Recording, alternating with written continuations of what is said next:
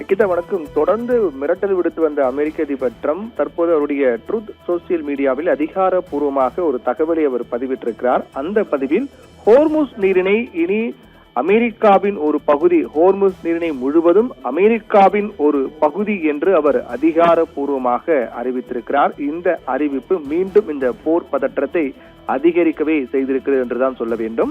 இந்த போரை பொறுத்தவரையில் ஈரான் மீதான அமெரிக்கா மற்றும் இஸ்ரேல் தாக்குதல் பிப்ரவரி மாதம் 28 என்று தொடங்கியது. தொடர்ந்து இந்த போர் நடைபெற்று வந்த நிலையில்தான் ஹோர்முஸ் நீரிணை மூடப்பட்ட காரணத்தால் உலக அளவில் அது மிகப்பெரிய பொருளாதார போராக மாறக்கூடிய அபாயத்தை நோக்கி சென்ற காரணத்தால் ஜூன் மாதம் 17 என்று ஒரு 60 நாள் போர் நிறுத்த ஒப்பந்தம் என்பது கையெழுத்தானது. அதுவே நிரந்தர போர் நிறுத்தமாக மாறும் என்று எதிர்பார்க்கப்பட்ட நிலையில்தான் அந்த 60 நாள் போர் நிறுத்தத்தின் போது ஏற்பட்ட உடன்படிக்கை சரியாக அது பின்பற்றாத காரணத்தால் மீண்டும் போர் பதற்றம் போர் என்பது 60 நாட்களுக்கு பிறகு மீண்டும் தொடங்கியது. அப்போது முதலே இந்த போர் பதற்றம் ஒரு பக்கம், அதே போன்று பேச்சுவார்த்தை மறுபுறம் என தொடர்ந்து நடைபெற்று வந்தாலும் கூட பேச்சுவார்த்தை என்பது முடங்கிதான் இருக்கின்றது என்று சொல்ல வேண்டும். அதனால் அவ்வப்போது தாக்குதல்கள் என்பது நடைபெற்றுக் கொண்டுதான் இருக்கின்றது. இந்நிலையில் தான் ஹோர்முஸ் ஜலசந்தியை திறக்கப் போவது, ஹோர்முஸ் ஜலசந்தியை அதிகாரப்பூர்வமாக ஆளப்போவது யார் கட்டுப்பாட்டில் இதை வைக்கப் போகிறார்கள் என்பதெல்லாம் தொடர்ந்து விவாத பொருளாக பேசு பொருளாக மாறி வந்த நிலையில்தான் இப்போது அமெரிக்க அதிபர் ட்ரம்பினுடைய இந்த அறிவிப்பு பார்க்க வேண்டியதாக இருக்கிறது. ஹோர்முஸ் நீரிணை அமெரிக்காவின் ஒரு பகுதி என்று அமெரிக்க அதிபர் ட்ரம்ப் அறிவித்திருக்கிறார். ஏற்கனவே இந்த போர் நிறுத்தம் 60 நாட்கள் போடப்பட்டு அதற்கு பிறகு மீண்டும் போர் நிறுத்த ஒப்பந்தம் என்பது முடிவுக்கு வந்த காரணம் என்ன என்றால், அமெரிக்க தரப்பில் ஈரான் தொடர்ந்து எங்களிடம் சரணடைய வேண்டும் என்று அமெரிக்க அதிபர் ட்ரம்ப் தெரிவித்தார். ஆனால் ஈரான் தரப்பில் அமெரிக்கா போர் நிறுத்த ஒப்பந்தத்தை மீறுகிறது என்று கூறி மீண்டும் போர் பதற்றம் 60 நாட்களுக்கு பிறகு மீண்டும் தொடங்கியது.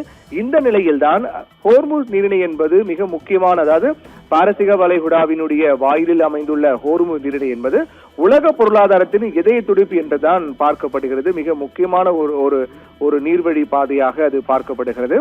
அந்த அடிப்படையில் பார்க்கும்போது இந்த ஹோர்முஸ் நீரிணையை முழுவதுமாக நாங்கள் கைப்பற்றுவோம் என்று அமெரிக்க அதிபர் ட்ரம்ப் தற்போதில்லை, ஏற்கனவே கடந்த வாரம் கூட நியூயார்க்கில் நடைபெற்ற ஒரு நிகழ்ச்சியில் பேசும்போது கூட ஈரானை நாம் முழுமையாக போரில் தோற்கடித்த பின்னர் ஹோர்முஸ் நீரிணையை கட்டுப்பாட்டுக்குள் கொண்டு வருவோம் என்றும், ஹோர்முஸ் கடற்பகுதியை சுற்றி அமெரிக்க படைகள் இருப்பதால் இப்போதே அது எங்கள் கட்டுப்பாடு உள்ள பகுதிதான் என கடந்த வாரமே அமெரிக்க அதிபர் ட்ரம்ப் தெரிவித்திருந்தார்.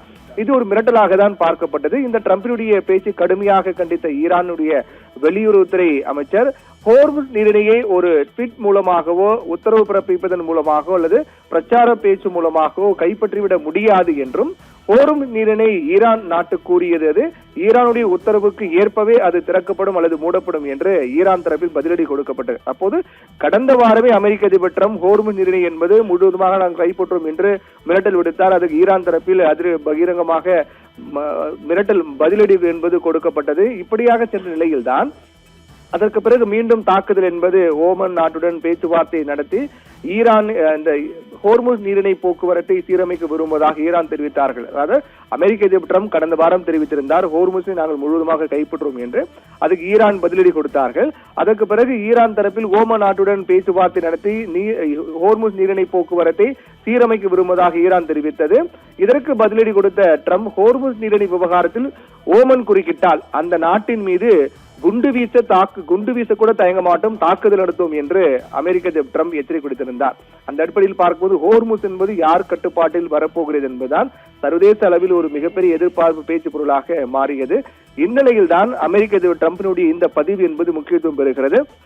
ஒரு புதிய ஆட்டத்தை ஆடத் தொடங்கி இருக்கிறாரா ட்ரம்ப் என்றுதான் பார்க்க வேண்டும். கடந்த வாரம் மிரட்டல் விடுத்த ட்ரம்ப் ஹோர்முஸ் நீரிணை முழுவதுமாக நாங்கள் எங்கள் கட்டுப்பாட்டில் தான் உள்ளது என்று ஒரு மிரட்டலாக விடுத்த ட்ரம்ப் தற்போது அதிகாரப்பூர்வமாக அது அறிவித்து விட்டார்.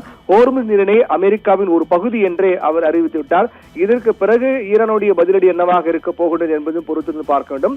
ஆனால் அதே சமயத்தில் ஹோர்முஸ் நீரிணையை அமெரிக்காவின் முழு கட்டுப்பாட்டுக்குள் கொண்டு வந்திருப்பதாக அமெரிக்க அதிபர் ட்ரம்ப் கூறியிருப்பது என்பது இது சர்வதேச சட்டங்கள், புவிசார் அரசியல் மற்றும் ராணுவ சவால்களை கடந்து ட்ரம்பினுடைய இந்த அறிவிப்பு என்பது எந்த அளவுக்கு சாத்தியமாகும். ஹோர்முஸ் நீரிணையை ட்ரம்ப் கூறியது போல முழுவதுமாக அமெரிக்கா ஒரு பகுதியாக அது மாறுமா? அந்த அளவுக்கு அமெரிக்காவின் ஆதிக்கம் என்பது ஹோர்முஸ் நீரிணை முழுவதுமாக தங்கள் கட்டுப்பாட்டுகள் கொண்டு வர முடியுமா? ஈரான் அதை சும்மா விடுமா என்றெல்லாம் பல கேள்விகள் எழும்புகிறது. தற்போது நிலையில் தான் தொடர்ந்து மிரட்டலாக விடுத்து வந்த ட்ரம்ப் அதிகாரப்பூர்வமாக ஹோர்முஸ் நீரிணை என்பது அமெரிக்காவின் ஒரு பகுதி என்று அறிவித்திருக்கிறார். இதற்கு அடுத்த கட்டமாக ஈரானுடைய பதிலடி என்னவாக இருக்க போகிறது என்பதையும் பொறுத்திருந்தான் பார்க்க வேண்டும். நிகிதா.